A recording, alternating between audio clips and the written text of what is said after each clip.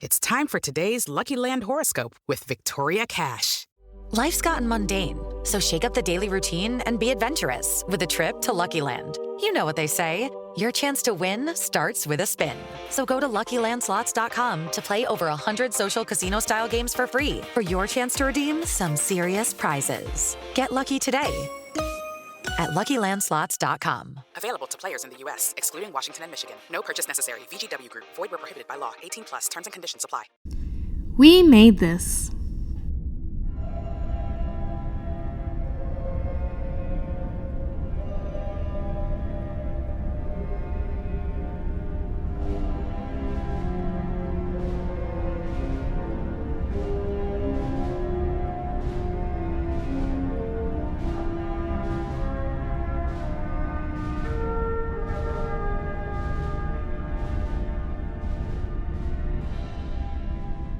Welcome back to We Are Starfleet, your Star Trek Discovery podcast here on the We Made This network. I'm your host this week, Ian Buckley, keeping the captain's seat warm for Mike Slammer, and I'll be here with you guys next week too. Beaming in to assist me this week is Ashley Thomas, who's going to help me break down episode 10 of this fourth season of Discovery, The Galactic Barrier, written by Ann Kofel-Saunders and directed by Deborah Kampmeyer. Hey Ashley, how you doing? Hey Ian, good thanks. How you doing? I'm doing well. Good to talk Star Trek with you. We just actually had a nice conversation talking about Star Wars just a couple days ago, so now we get to talk about the other Star franchise that is near and dear to our hearts. Yeah. Excited to be chatting with you today. Always excited to talk about Star Trek and Star Wars, for that matter. Yeah. Team Why Not Both? Absolutely. Definitely team Why Not Both. So how did you like this week's episode of Discovery? Really enjoyed it overall. Really loved the emotional beats. My little shipper heart danced with glee at this little interchange between Mr. Saru and President Terina. But we can talk about that a little more once we get into the episode. But yeah, overall had a pretty good time with it. How about yourself? I really liked this episode. I've only gotten to see it the once, so I may change my opinion on a repeat viewing, but yeah, I gotta be honest, I don't know if it's an unpopular opinion out there, but I thought this episode was maybe my favorite of this season so far. I tend to like the episodes written by Ann Kofel-Saunders, so I think this is another example of one of her episodes that really did work for me. Not to say there aren't plenty of criticisms. We always have criticisms for Discovery, but this episode worked. If I had to give it kind of a rating out of 10, I'd probably give this one an 8 out of 10 for me. It really did the trick for me. How about you? Nice. I think I'm gonna say maybe like in the 7.5 range.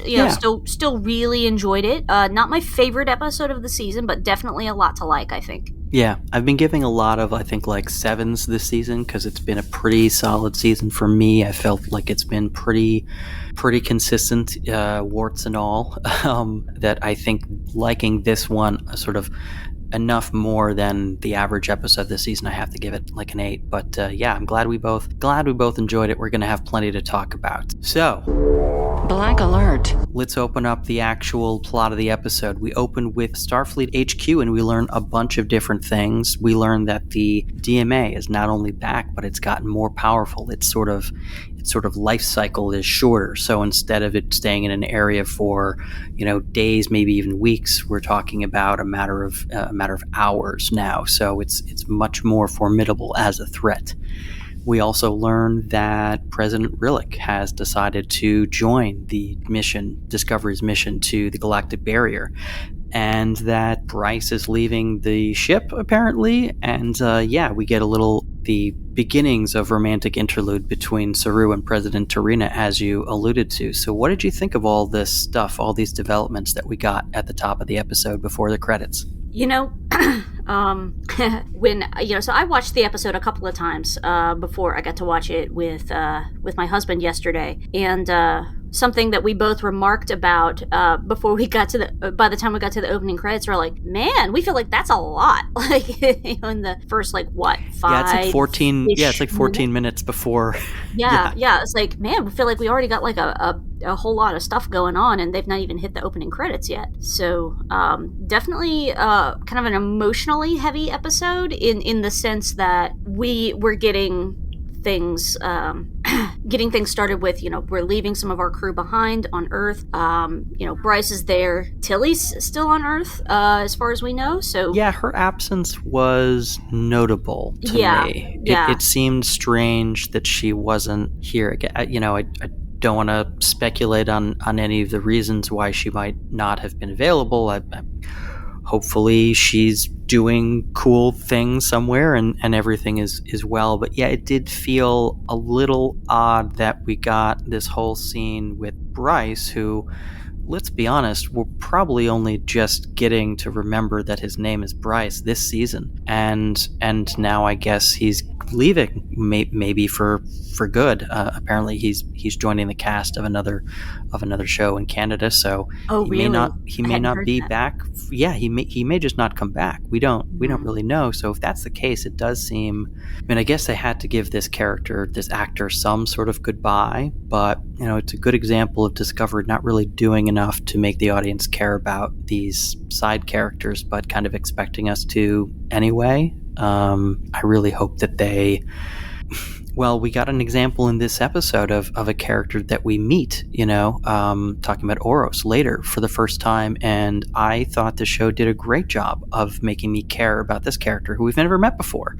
So it's a little frustrating when this show can't consistently make me care or invest in its actual regular cast members. Yeah. And, I wonder, if he is stepping into a role on a different show, I'm wondering if, he may be making an exit, but he might also, it seemed like they made it seem like, we're going to see him again later because they said he would be helping Kovic. That's true. That is true. He may. My sort of prediction is that Disco will remain away from Starfleet HQ until the very end of this season, and so his return in this season, if he has one, may be more of a glorified cameo at the very end kind of thing. I don't expect him to have a substantial role to play, if he had one at all, in this season remaining.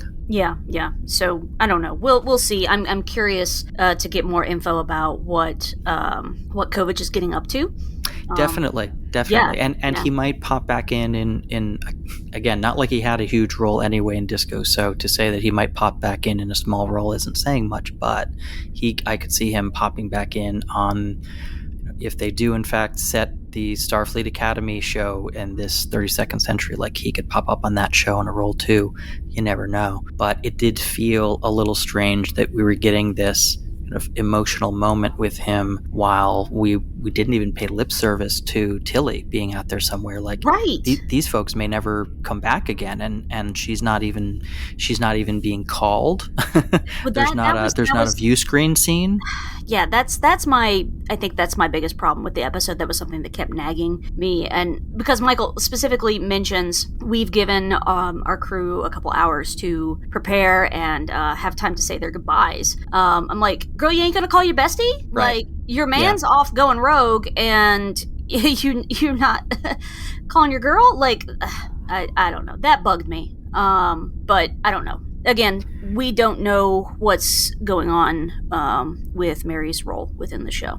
Right. There could be production reasons why she wasn't able to be included in this week or even in any episode since she departed. And, we'll see. We'll see. I was expecting her to make another appearance before the season ends, and if Disco does stay away from Starfleet HQ for the remainder of the season, then we may not see her again.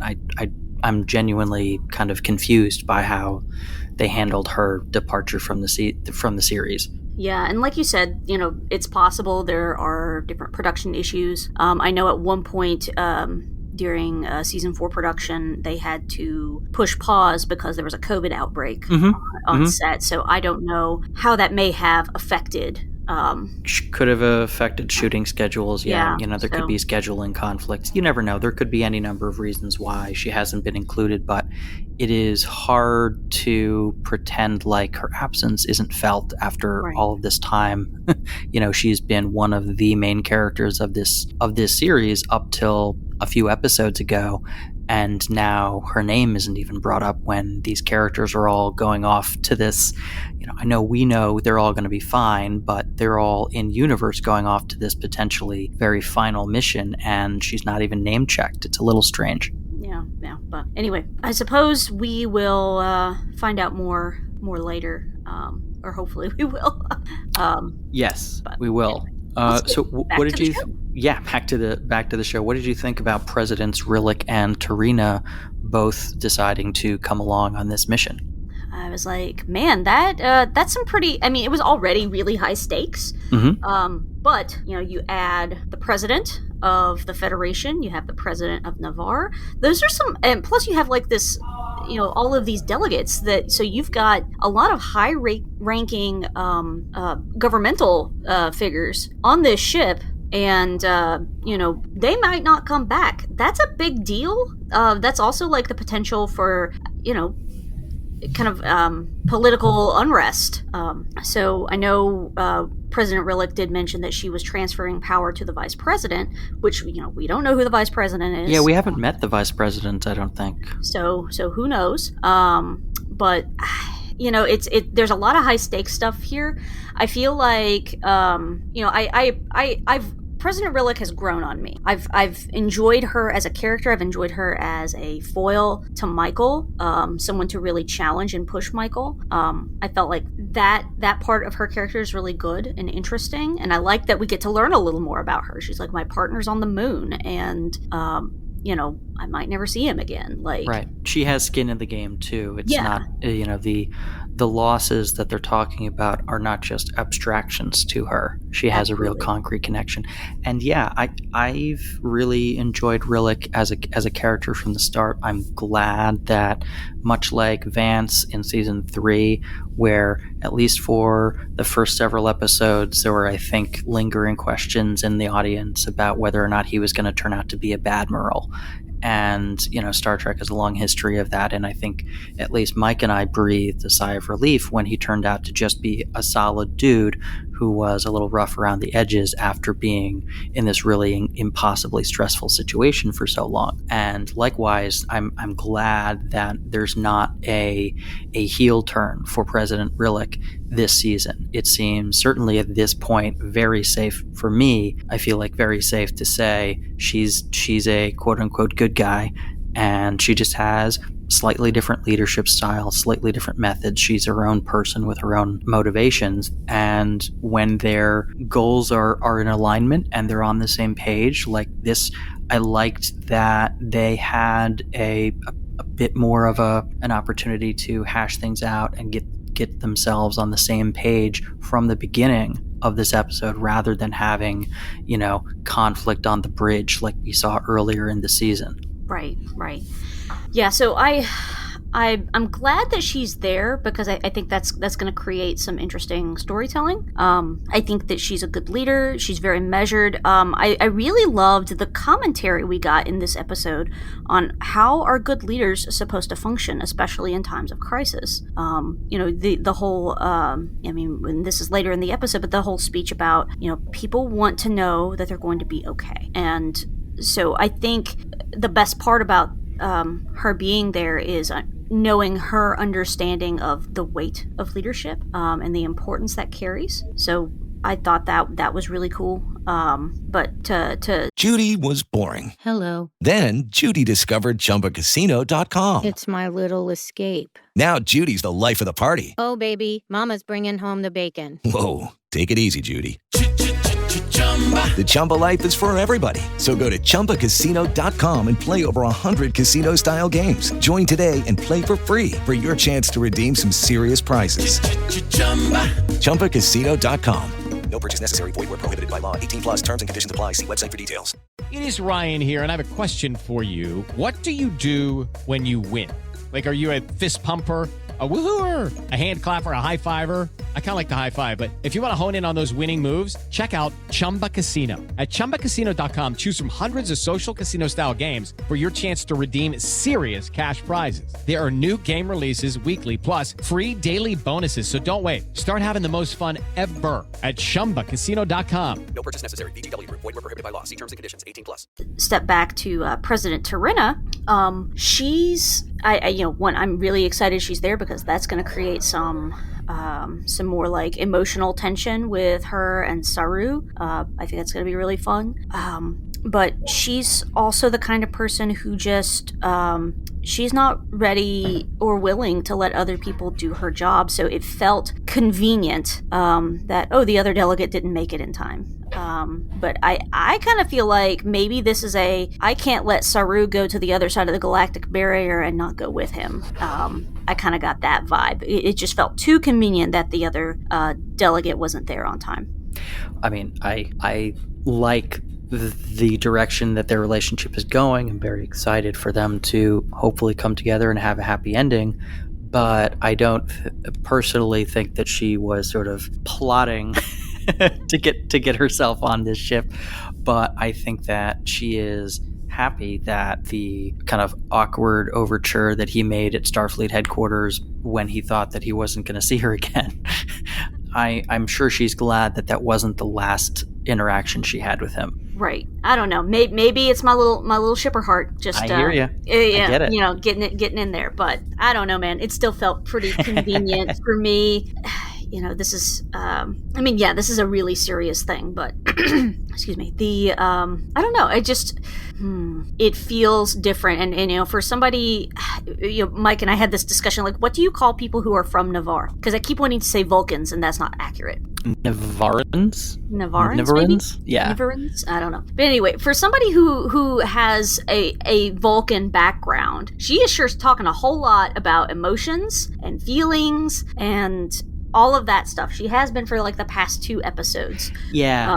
And I think that's something that I really like that we're getting as a distinction in this culture, the 32nd century. Like, we as Star Trek fans are very used to people who look like her are going to speak and act like the Vulcans we are kind of expecting them to look and act like. And she is expressing a much more sort of nuanced, balanced sort of way of looking at the world and the way of feeling about other people. And we don't hear a Vulcan in the 24th century talk about how important feelings are and how important connection is. And now we have this unified culture that has found more of a healthy balance between the two, that doesn't feel at war with itself. The next kind of development that we get is we return to the Book and Tarka story. They have now kind of tucked tail and run after the DMA has reappeared more powerful than ever. And now they are on the hunt for some programmable antimatter. Makes sense that I guess there's something like programmable matter out there, that sure, there's programmable antimatter out there too. They don't really go too far into the whole containment thing, but whatever. Presumably they've figured out how to have programmable antimatter without it just detonating when it comes into contact with anything. Fine. Right. That said, they are setting course for this planet where an Emerald Chain Enclave used to be, and it's actually where we learn Tarka was held captive with his friend Oros, with whom he had this deep friendship, this relationship that we see illustrated in this episode. What did you think about the story of Tarka and Oros that we got?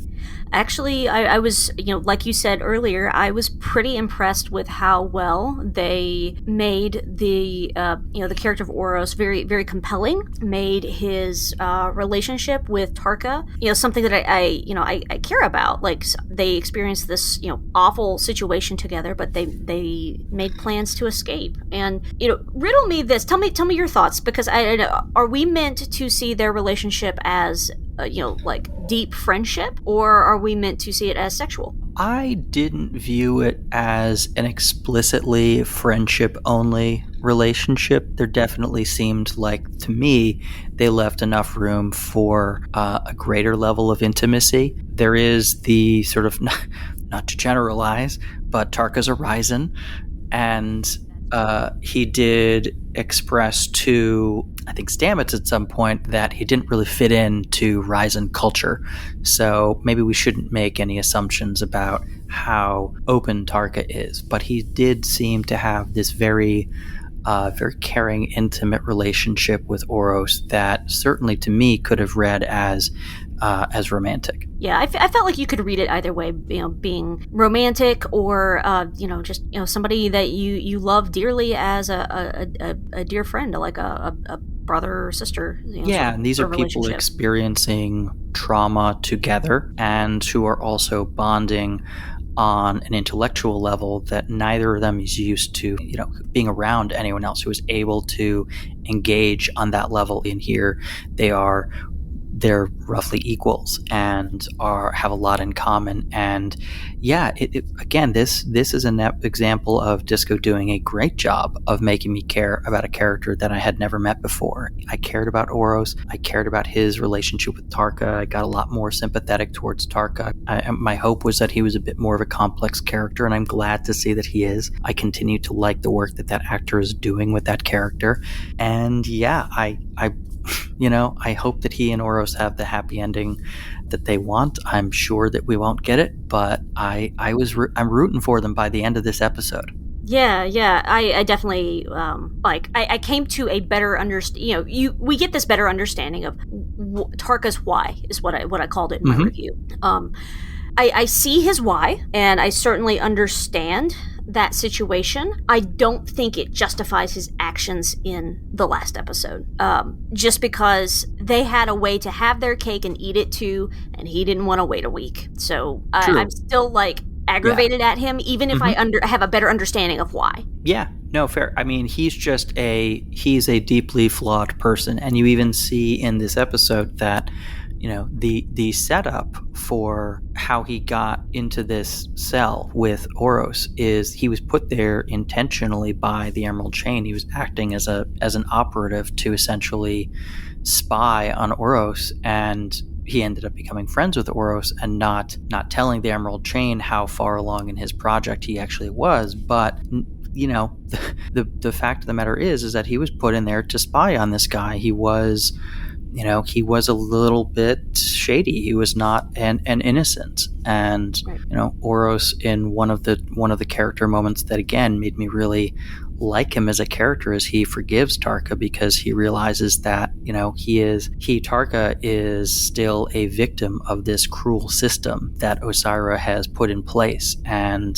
of course he is going to do whatever it takes to potentially earn his freedom. Right.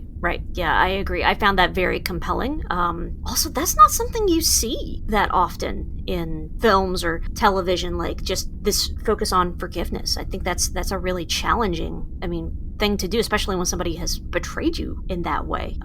So I really admire and respect Oros for that, because that's hard. Again, yeah, I totally dug this character. I want to see him have a happy ending. Like I like Tarka want to believe that he got out. Right. And I'm curious about that courier ship that was cloaked on that planet when he and Book arrived. So are we going to see that again? Is that Oros? Is that somebody else? What's the situation there? Or is that just like it's a carrier ship or a courier ship? Excuse me. We'll see. Yeah, could be a red herring. We'll see. Yeah, but and just to comment on Tarka, while in a lot of ways, I kind of want to just slap him because I think he's super arrogant. He is. I really am enjoying Sean Doyle's performance. I think I need to go watch more of his stuff. I think he's a great actor, and he's doing really great with this role. So good job, Sean, if you're listening. Not that you needed an attaboy from me, but there you go. It can't hurt. Yeah, no, I agree. I like the work that he's doing. I think that their dynamic, his and Book's, is one that is, I'm glad to see it continue to evolve. I think that both the characters are playing off of each other fairly well. It does feel like there could be a little bit more momentum to their story. It does seem like their progression through, they're very pressed for time, right, in theory, and yet I don't mind so much time being spent in the flashbacks, because that is, that's a flashback, right? Like in terms of real present day time, that could take like 2 seconds. But when we were in kind of present day time, the two of them exploring this Emerald Chain Enclave, like it did seem like there was a lack of urgency given how kind of under the gun, pressed for time they were. So I think that might have been a little bit of a weakness of that part of this episode's story. But other than that, I really liked what the two of them were doing, and I really loved all the flashbacks with Tarka and Oros. Yeah, agree. All right. After Disco departs Starfleet HQ, they arrive at the barrier. Well, they almost arrive at the barrier. They get as far as Stamets can manage on the mycelial network. We learn a little bit of a kind of a new wrinkle in the mycelial network and how it works. Apparently, it kind of thins out as they get closer and closer to the edge of the galaxy, and then at a certain point, about kind of, I think it's like 9 light years away from the Galactic Barrier, Stamets just can't take them any farther. They have to warp the rest of the way. So we do arrive at the barrier eventually. What did you think of it? One of the things I do after I watch the episode is I go watch the Ready Room. And they actually had a little highlight reel of all the times we've crossed the Galactic Barrier, or, people who have come from the Galactic Barrier. And it's not that many. No, it's only a couple times. Yeah. So, it's nice to see Discovery explore a little bit of a new ground, because I think that's maybe a criticism of Discovery. It seems very internal, not just like from the emotional, relational perspective, but we're not exploring strange new worlds and seeking out new life and civilizations. We're rehashing what's already there. So I think this is going to prove to be some interesting storytelling. I appreciated that it was challenging to cross that barrier. Yeah. So that was pretty exciting. Like, it's Star Trek. They're going to get across it. It still stresses me out sometimes watching stuff like that. Right, yeah. And Saru says, like, it's a frontier. Frontiers are cool. And one of the things that they definitely did, and this show continues to look like, the $10 million an episode it costs to make, or whatever the cost is, but it looks fantastic. And, it's one of these things that you can imagine is a challenge to render in both the imagining of it and like the actual literal rendering of it. But the design that they landed on, I thought was pretty freaking cool. I really liked it felt very ominous, how difficult it is to cross, how they have to pop into this, like, this little bubble and kind of move through like they're in a spatial cell, kind of moving through the narrow little opening that they might be able to get through in the Galactic Barrier. Like, it was all pretty compelling. Like, the threat felt real. It felt appropriately difficult. Like, yes, they made it through with a few seconds to spare, because of course they were always going to make it through with a few seconds to spare. But, they really did, to me, sell me on this is a real challenge. This is hard. There's a reason why nobody with the sort of technology where it is, like, nobody has really done this. Judy was boring. Hello. Then Judy discovered ChumbaCasino.com. It's my little escape. Now Judy's the life of the party. Oh, baby, mama's bringing home the bacon. Whoa, take it easy, Judy. The Chumba life is for everybody. So go to ChumbaCasino.com and play over 100 casino-style games. Join today and play for free for your chance to redeem some serious prizes. ChumbaCasino.com. No purchase necessary. Void where prohibited by law. 18+ terms and conditions apply. See website for details. Very few people have done this. Right. And I really enjoyed as well, like, the things the crew did to lessen their stress during the situation, talking about, where are you going to go? Astoria. Where are you gonna go? I'm gonna go snorkeling on Hawaii. Great, I'm coming too. Like, these things kind of help them, I guess, release some pressure. And as an aside, I can't think of Astoria, Astoria, Oregon, without thinking about the Goonies. Right. So I'm like, oh, she's gonna go to Goonieland. Got it. Yeah. Yeah, and when she first said it, I was like, she's going to Queens? That's the Astoria I think of. I think of my buddy's apartment in Astoria, Queens. Oh, that's funny. I'm glad that we had two very different reactions there. I'm like, she's going to the Goondocks. You're like, she's going to Queens. It's great. Yeah. Doubt the rent has gotten any more affordable in 30 seconds. Right. Yeah, the traveling through the Galactic Barrier was great. It also made me think a bit about the whole metaphor of Rubicon last episode. Mm-hmm. I'm not up on my ancient history, but Will Wheaton did make a point of explaining what the Rubicon River was and why that was significant for Caesar.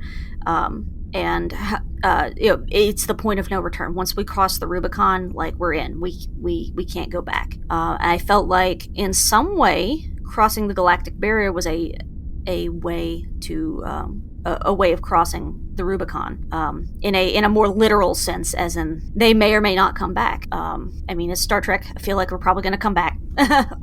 Something tells me that the reports I've read of season 5 being in production is telling me that they're coming back. They're coming back. Unless this does become some sort of intergalactic Star Trek where they're just wandering the void between galaxies, which could be cool. Maybe there's cool stuff out there.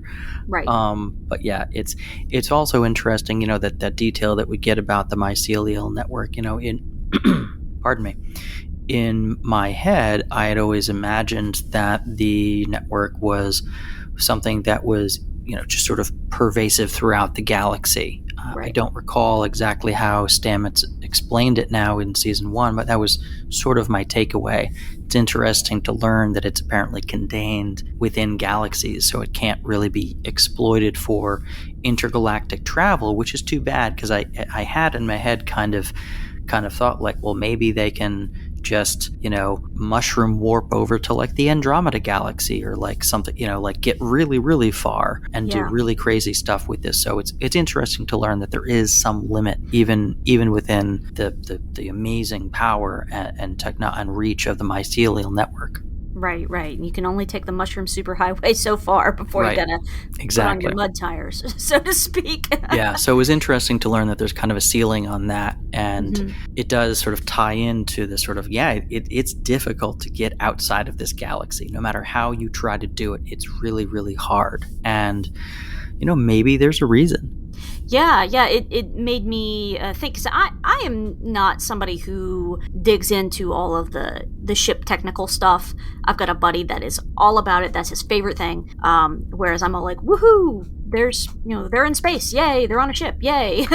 Right. So how are we moving forward through this, past this galactic barrier? What are we using? Like, does the Discovery use dilithium as well? Like, I mean, yeah, I guess it does, but does it have like the standard warp drive versus just the mycelial network? So yeah, and Disco does have the unique, well, I guess Bookship now does too. Like they have both now, which is nice, and it's going to be interesting to see.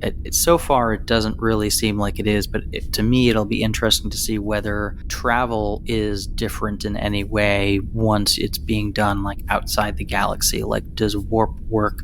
Like, I don't think there's any reason why it would, but it does warp work a little bit differently outside the confines of the galaxy once they've pushed through the barrier. They do detect a planet, we learn, outside the incredibly massive hyperfield that they believe is home to 10C, as well as the power source for the DMA, and they detected a planet outside of this hyperfield, or at least within a couple of light years of the hyperfield, the closest body anywhere to it. And, it's interesting to think of this, kind of rogue planet outside the galaxy. They leap to a conclusion that I think is pretty understandable and assume that it has something to do with the 10C species. But I'm curious to see what next week brings as they set foot on this planet, hopefully. Yeah. I mean, it's going to make it a little more challenging to get in and out of dangerous situations if you can't, do a space kickflip with your ship. Right. Is basically what it looks like to me. Yeah, that's the thing. They can't use the mycelial network to bounce out of there. They are going to be constrained by regular old warp travel. Yeah, which I mean, especially compared with now, that's pretty dang good. But, pretty great. It's going to make it more challenging to get out of really difficult situations. So, yeah, it's a sort of thing where you could imagine technologically there being such a vast mismatch between the Federation and Species 10C, something like the spore drive is the only thing that you could imagine kind of allowing you to even come close to matching any of the sort of feats that 10C is able to accomplish technologically. Like, you could run away in a moment's notice to the other side of the galaxy if necessary, but now that they're outside of the confines of the galaxy, that capability is just gone. Right. Yeah. So I'm anticipating that causing an extra layer of challenge as we go throughout the rest of the season. Definitely. Yeah, definitely. All right. What did you think about the dilemma with telling the crew that the DMA is going to be threatening Earth and Navarre next? That's a tough situation. Something that I wrote about in my review is I feel like they are going to now have an extra layer of stress. I mean, not that this isn't already a stressful situation. They now also have to worry about their friends and family back home. As Michael said, most of my crew call Earth and Navarre home, herself included.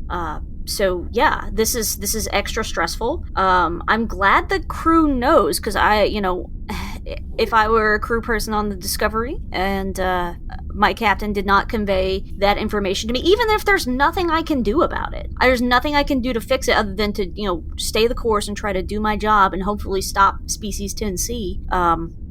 At that point, they're too far out to even call back home and to get updates. So, no pressure, but there is absolutely no room for failure now. There wasn't before, but now there's really no room. You've made the emotional stakes much, much higher, and I think that's going to cause people to be pretty stressed out and might cause some conflict, might make it more difficult to do their jobs. Yeah, it's definitely an understandable dilemma. I don't know that there is a clear, correct answer. I see why each of them felt like they had the right answer, because it is easy to imagine something like that being a potential distraction. But I think I wish that had maybe been given a little bit more explicit exploration in their conversation. I wish that one of them had made the point about it being potentially distracting on such an important mission. I think that was the subtext, but I wish it had become text at some point, because I think that's a notion that I wish had been dealt with directly head on, because I think it would have been an opportunity for Burnham to state again what I think was the subtext there of, I know that for a regular Federation citizen, this would be too distracting. But I know my crew better than anyone, and I know that they're professionals and they're here to do this job, and I know that they would want to know and that it won't affect, she could make the case while standing up for her crew, and making the point that that's one of the things that sets this crew of Starfleet professionals apart, is the fact that while this would, if this was a civilian ship, sure, by all means, but this is Starfleet. We Are Starfleet. We do things a little bit differently. We hold ourselves to slightly higher standards. We get the job done. I think there could have been an opportunity to have one of those moments, and they didn't. But I still thought the exploration was pretty good, and I liked that it was an issue that came up, and I understood why they landed where they did, telling the crew. I just wish that we were left feeling like they had fully explored all the nuance of the issue. Yeah, and I think you do get some of that with Michael and Rillick. I think it's important, as we're coming up on the end of the season, that very first episode, they are button heads, and they've had conflict with the way each other has handled things. But I really appreciated that they had this moment together where they actually say, I'm glad we had this chance to connect. Yes. I think that is really important because it shows that while they may not agree on the best way to handle situations at all times, they understand each other and they're going to work better together. It's basically they've drawn a truce, and I really enjoyed that. Right. And for me, like the particular phrasing, I'm glad we had this chance to connect. It harkened me back to episode 407, but to connect. Absolutely. And that, go ahead. Oh, I was just going to say, and that's one of the things that I think some audience members do butt up against with Discovery. This is a show that, for better or worse, some individual episodes aren't necessarily focused on a particular theme, the way a lot of classic Star Trek episodes are about something in a particular week. These episodes are, they touch on some overarching themes for the whole season. I think one of the overarching themes for the season is the value in making interpersonal connections and how working together we can accomplish things that we can't when we are isolated the way that we were in season 3. I think that there are broader overarching themes that each individual episode, to a greater or lesser extent, does some exploration of, and then we kind of move on to the next week. That can be, I think, a little frustrating for audiences who I think are hoping for greater overall narrative cohesion in the stories that they're telling, which has been a problem with Discovery since season 1, but also within each episode for there to just be a tighter story being told, self-contained within each week. And some of that tight storytelling is, I think, what we're lacking on a week-to-week basis. Yeah, for me, I one of the things I think about, because as much as I enjoy the action, I enjoy all of the science fiction elements and things like that. The thing that rings true for me with Discovery more than other Star Trek series is that I feel like, especially like with season 3 and with this season, by the time I get to the end of the season, I feel like, there's one big theme that we've focused on here. For season 3, I felt like that was found family and hope. For season 4, I think it's connection and learning how to work with people with whom we do not agree. And I think, my goodness, is that not a lesson that our planet needs to learn? Yes, that's definitely a theme of the season, and this episode, is a good example of how they just kind of like dip in to that. Hey, we're gonna remind you, we're gonna give you another little hit of this theme that we're weaving through the season. This week, we're gonna hit you with a little bit of that. Yeah, and it hit me as I, when I'm putting together my my episode reviews on Fangirlish, I'm grabbing images from the episode or GIFs, and something I noticed in all the images I found is people standing around talking, and I'm like, that's really interesting, because in an episode where we're doing something crazy like going through the mycelial network, we're using rewind. We're going through the Galactic Barrier, and that's very stressful. It's a very interpersonal, relational episode. And Definitely. I thought that was really interesting that all of these images that I'm finding, they're all just people talking.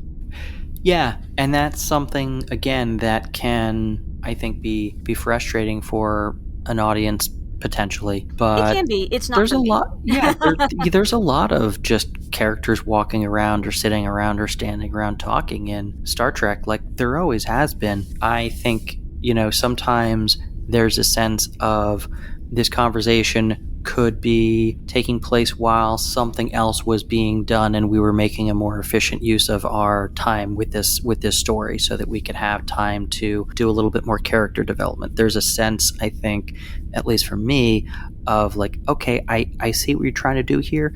Is this the best way you could be doing it? And that's where Disco, to me, comes up short sometimes, is I can recognize the thing that it's trying to do, the thing that it's telling me it's trying to do, but it doesn't always necessarily do it in the best or most efficient way, and it leaves me feeling frustrated sometimes.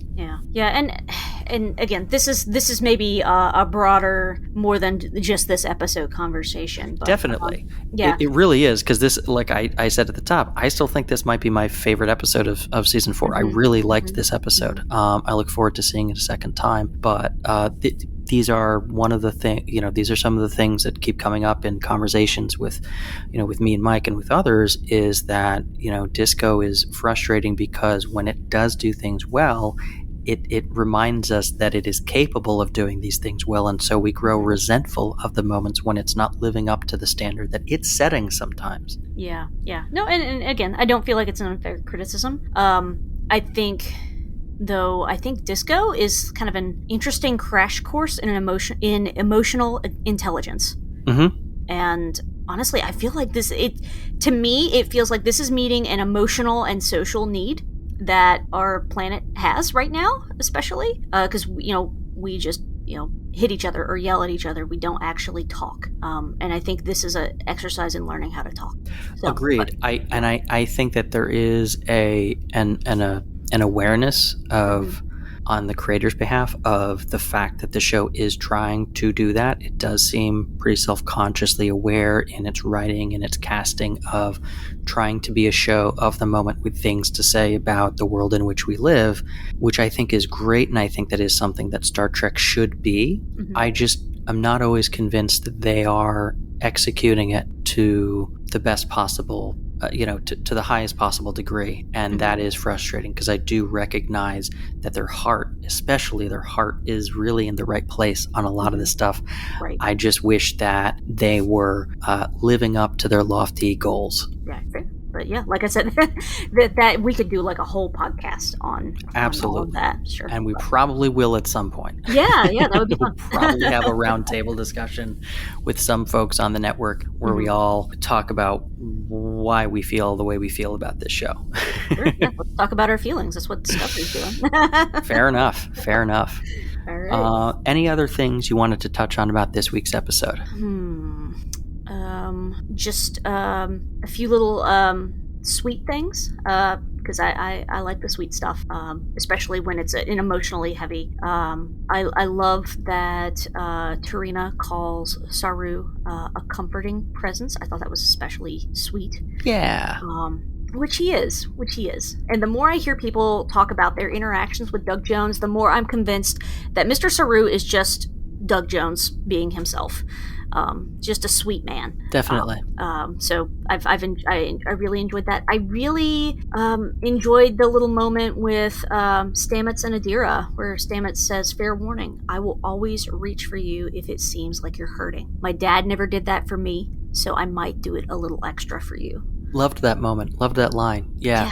Great sentiment there. Yeah, we didn't really talk about the kind of Stamets and Adira moments. I had a couple of them. That was, of the two, that was the one that I liked the most. I did think it was kind of funny, the first scene that he had. He was kind of gushing about how, on the one hand, proud of them he was that they were accomplishing all of these things, responsible for all of these things, and yet in praising them, he was essentially making the point that, like, oh yeah, by the way, if you don't do your job well, we're all going to die. Yeah.